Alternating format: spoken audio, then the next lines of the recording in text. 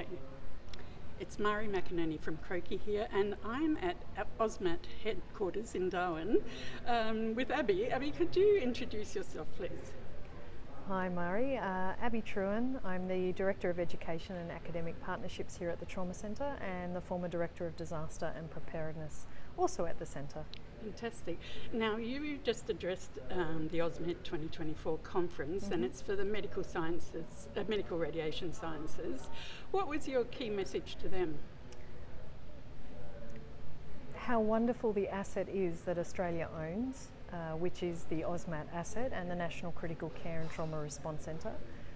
Recognising where we've come from and what it now is capable of doing, and that it's made up of Australian health professionals from all over the country, and that's what makes it possible. Can you give us a brief rundown on how it came about? Because it's not that old. No, it isn't, although it's come a long way. The Bali bombings of 2002 were the reason why the National Critical Care and Trauma Response Centre was set up. The former Prime Minister John Howard understood that Royal Darwin Hospital were extraordinary in their performance of managing very critically injured Australians in the repatriation and stabilisation back to Darwin. And from here the decision was made that funding should be put into creating a centre. Initially, I'm not sure anyone really knew what that centre would do or what it would become, but over the years, particularly since 2009, they've developed out the AUSMAT, the Australian Medical Assistance Team capability, and it began responding from around 2010. And it's had many varied deployments. Over 36 deployments since 2010, and a lot of diversity in where we go. We had a team member in Moldova supporting the Ukraine crisis alongside the WHO colleagues, to cyclones and typhoons within the Indo-Pacific region, including earthquakes and volcanoes. So then we get on to COVID, and that could go on for a very long time. Yes. So somewhere around 26 missions since 2019 alone. Fantastic. Now, when it began, it was pretty difficult. You had to learn from scratch, and that was a combination of what? Well, we knew we wanted to be a disaster capability that could respond nationally first and then internationally if requested. To do so, you've got to have equipment, and you've got to make sure what you do is appropriate for the local population and the health conditions that you might see. So we reached out to seasoned professionals out there in the world and asked for their assistance, and we got nothing back. It's probably a combination of reasons why that happened. Who were we? New kids on the block. Why would they share what was effectively a business with us? And so we got on with trying to create our own capability. Using good old Aussie ingenuity, we developed our capability, and then the first time the full shakeout happened was to the Philippines for Typhoon Haiyan. And we set up a full surgical field hospital within hours of arrival, and we were operating for over a month with multiple patients coming in on a daily basis that required surgery and other emergency care needs. Is there a particular example of that innovation and the homegrown? Yeah, look, there's heaps actually. I'm standing in front of one at the moment. So oxygen concentrators are quite challenging to take into the field. Our logistics team work really hard on developing capabilities that are fit for purpose. So while you can purchase similar systems to behind me that are enormous, probably half a container load, we've been able to work on acquiring one that will work beautifully for our field hospital and give us plumbed oxygen. Another example would be the way we do water. Our logistics team have actually built their water filtration systems to a very high standard so that water can be plumbed all the way through to the theatre and used in surgery if needed. Fantastic. Now, you did do a bit of a call out for allied health people to be ready to serve, but it didn't sound like recruitment is that soft an exercise. You said it's not necessarily how good you are at the job, but... We want you to have really good skills. We want you to have diversity in your skill set, so more than one professional skill set would be wonderful.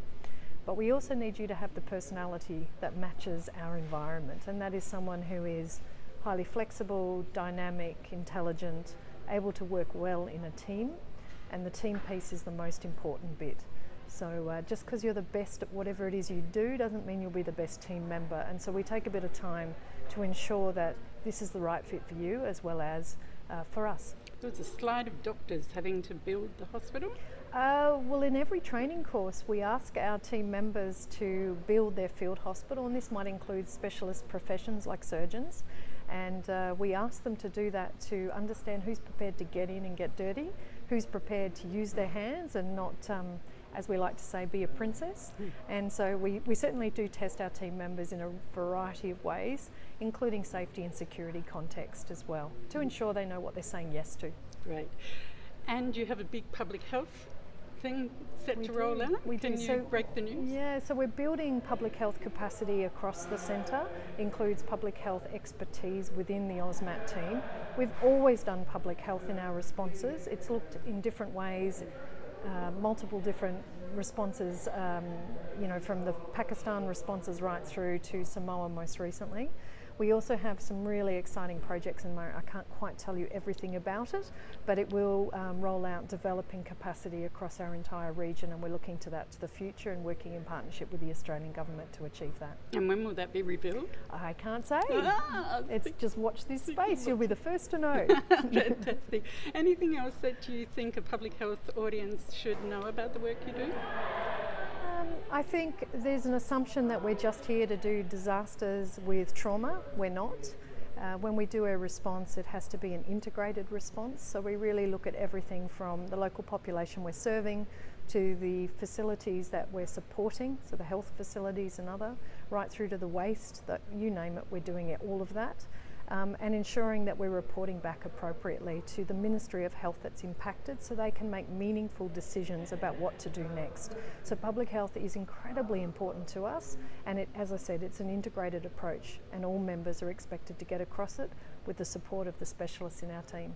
Now, importantly, it's not just international, so you do a lot of things in Australia, and that's included COVID management, bushfires, etc. But you work also in Indigenous communities here in the top end. Is there a particular example that you can give of that and how it's done? So the first thing I would say is we don't deploy anywhere without an invitation. So whether that's interstate, intrastate or overseas, we must be invited first. It's an Australian Commonwealth asset, so there has to be state agreement and there has to be agreement within the health departments that we're supporting.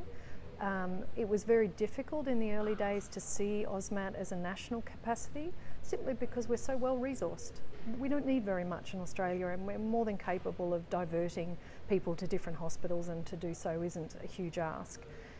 The challenge you have though in remote contexts like the APY lands, like Indigenous Far North NT, is that resources can be short and they can be tested when large outbreaks occur or when other issues take place in these communities. So one of the more memorable ones we have been participatory in has been trachoma, a trachoma eradication that was driven by the Northern Territory Government, and we provided AUSMAT members to help support that across a number of communities.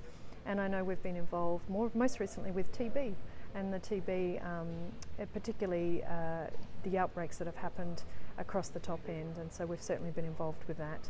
So yes, we do deploy nationally. COVID was the biggest example of why you have an asset like this.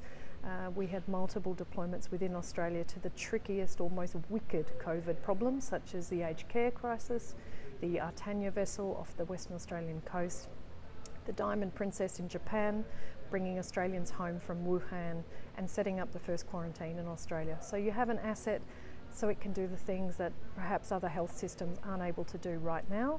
You can call in a number of specialists to give you that additional boost, which is what we pride ourselves on. Fantastic, Abby. Thank you very much. You're welcome.